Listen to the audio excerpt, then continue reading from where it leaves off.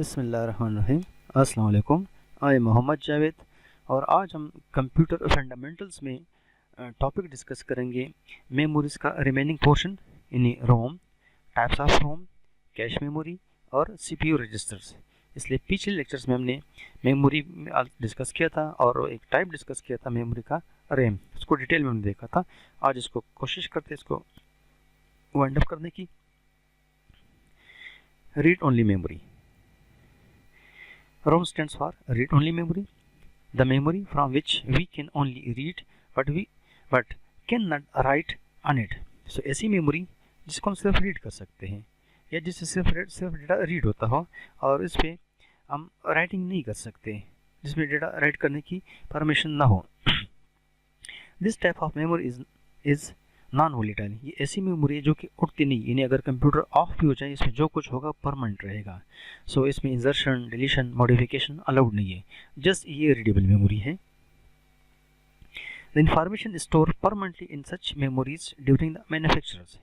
इसमें इंफॉर्मेशन को कब स्टोर किया जाता है? जब इनको बनाया जाता है। सो मैन्युफैक्चरिंग के दौरान इसमें इंफॉर्मेशन को क्या कर दिया जाता है? रख दिया जाता है permanently. ROM stores such instructions that are required to start a computer.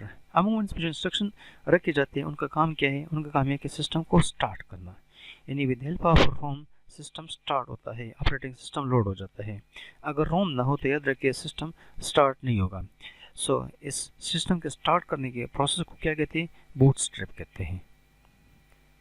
So ROM की मदद से इसमें कॉन्फ़िगरेशन पड़ी होती है। कॉन्फ़िगरेशन पहले चेक की जाती है और इसके एक एक कंप्यूटर का एक एक कंपोनेंट्स के साथ टेली किया जाता है। सपोज़ आपको कीबोर्ड निकाल दे और आपको मैसेज मिलेगा, सिस्टम ऑन कर आपको मैसेज मिलेगा कीबोर्ड नॉट फाउंड। इसी तरह और भी मिलते जुलते मैसेज मिलते हैं। जब ये सारे कंपोनेंट चेक करता है, आखिर में आता है हार्ड डिस्क, और हार्ड डिस्क में 0 ट्रैक 0 सेक्टर पर आता है और फिर यहाँ से जो ऑपरेटिंग सिस्टम का स्मॉल फाइल होता है जिसको बूट लोडर कहते हैं, उसको लोड करके रैम में लाता है। सो ये पूरा प्रोसेस कहलाता है बूटस्ट्रैप। सो हमारे पास एक ट्रेडिशनल शेप है इसका, देखिए ये एक ट्रेडिशनल शेप है रैम रोम का। सो ये चिप होते हैं जो कि मदरबोर्ड्स पे लगे होते हैं, फिक्स होते हैं, यानी ये रिमूवेबल नहीं होते कि जो आप जिस रैम को रैम बैंक से आप निकाल दें।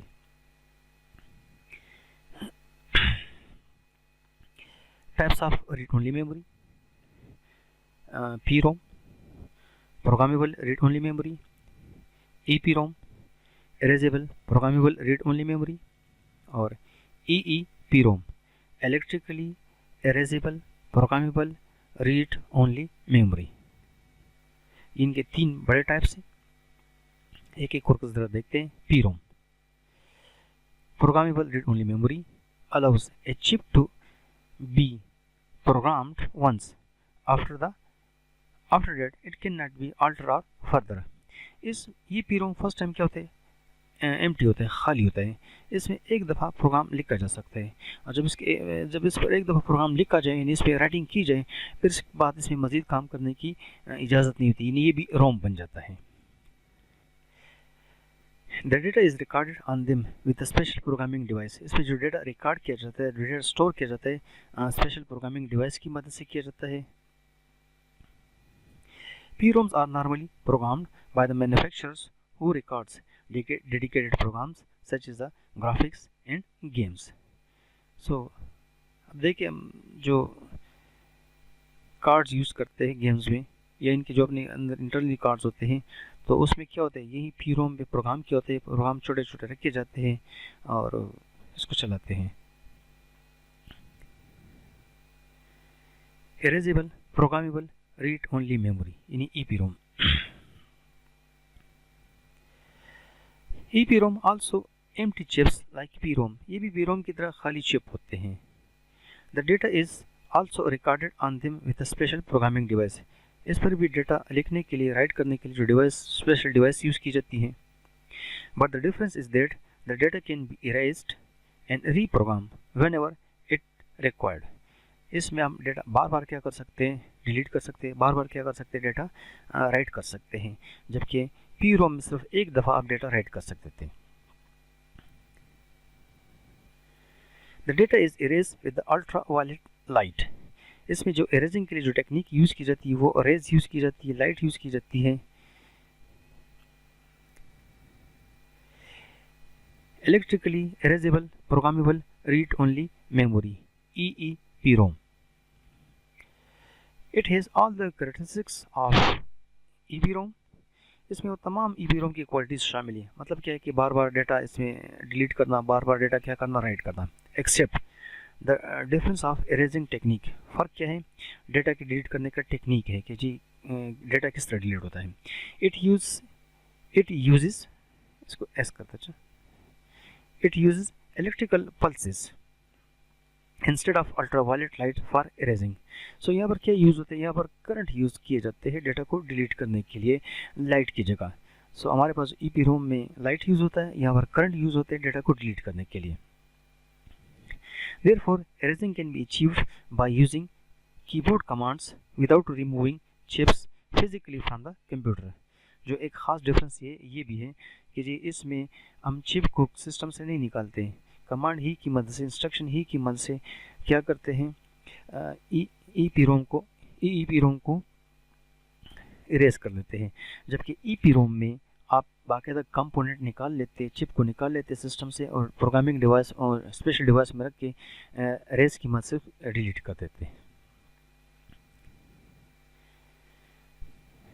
कैश मेमोरी, अच्छा बाद लोग इसको कैशे भी कहते हैं, ठीक है जी, सो डोंट बी कंफ्यूज। बहरहाल सही वर्ड मुझे कैश लग रहा है, ठीक है, cache memory. It is a very high speed memory use to increase the processing speed of CPU by making data and programs available। देखिए ये रैम है, ठीक है जी, रैम से डेटा जाता है किसको? प्रोसेसर को। रैम से डेटा जाता है किसको? प्रोसेसर को। अब हम चाहते हैं कि जी प्रोसेसर को डेटा जल्दी मिले, तो हम क्या करते हैं, एक सेंटर में एक और मेमोरी इंट्रोड्यूस कर देते हैं, इसको नाम देते हैं कैश मेमोरी। सो ये जो मेमोरी है ना बेसिकली असल में ये है, इन कीमत से क्या होती है, डेटा जल्दी अवेलेबल होता है प्रोसेसर को, तो इसकी स्पीड ऑटोमेटिकली क्या हो जाती है, बढ़ जाती है, इंक्रीज हो जाती है। It is a memory between the main memory and the CPU। ये थोड़ी एक ट्रेडिशनल डायग्राम मैंने बना दिया कि जी ये मेमोरी यानी रैम और प्रोसेसर के दरमियान होती है। बहरहाल ये पुराने जो बोर्ड्स होते थे उसमें मदरबोर्ड पर ये मेमोरी होती थी, लेकिन आजकल जो नए सिस्टम आई हुए ना ये प्रोसेसर पर होती है। क्योंकि जब आप प्रोसेसर खरीदो तो पूछते हो कि जी कैश कितना है, यानी आप असल में कैश मेमोरी इसका पूछते हो। सो ये वो कैश मेमोरी होती है। This is known as a high speed buffer और कैश मेमोरी। इनको हाई स्पीड बफर भी कहा जाता है। एक और important memory cells, registers are the memory cells inside a CPU। Processor के अंदर जो लोकेशंस होते हैं ना उनको रजिस्टर्स कहा जाता है। ये वो बुक वाले रजिस्टर नहीं है, use to store data and instruction at the time of processing. So processor को जब डेटा आता है, ठीक है जी, प्रोसेसर को, तो प्रोसेसर में भी छोटे छोटे सेल्स होते हैं, छोटे छोटे लोकेशंस होते हैं। हर एक लोकेशंस का अपना काम है, ठीक है जी। इन लोकेशन की जो तादाद है ना, the number of and the types of registers varying among the computers. तो ये प्रोसेसर की कैपेबिलिटी पर डिपेंड करता है कि कितना अच्छा प्रोसेसर है, कितनी स्पीड का है, कितने हेवी ड्यूटी का है, तो नंबर ऑफ रजिस्टर उसमें ज़्यादा होंगे। बहरहाल जो बड़े बड़े रजिस्टर हमारे पास है, एक्यूमुलेटर सबसे जाना पहचाना, जितनी भी कैलकुलेशन की जाती है एक्यूमुलेटर रजिस्टर पर की जाती है। इस तरह मेमोरी एड्रेस रजिस्टर है जो कि एड्रेस होल्ड करता है किसका, मेमोरी का, मेमोरी बफर रजिस्टर्स है। इसी तरह हमारे पास प्रोग्राम काउंटर रजिस्टर्स है। इसी तरह इंस्ट्रक्शन रजिस्टर है जो कि इंस्ट्रक्शन रजिस्टर्स हैं जो इसमें इंस्ट्रक्शंस पड़े होंगे। इस तरह इनपुट आउटपुट रजिस्टर्स भी हैं। So we have lot of register in the processors. Any questions, any query आप लोग कांटेक्ट कर सकते हो मेरे दी हुई ईमेल ID पर या सेल नंबर पर। Thank you ji.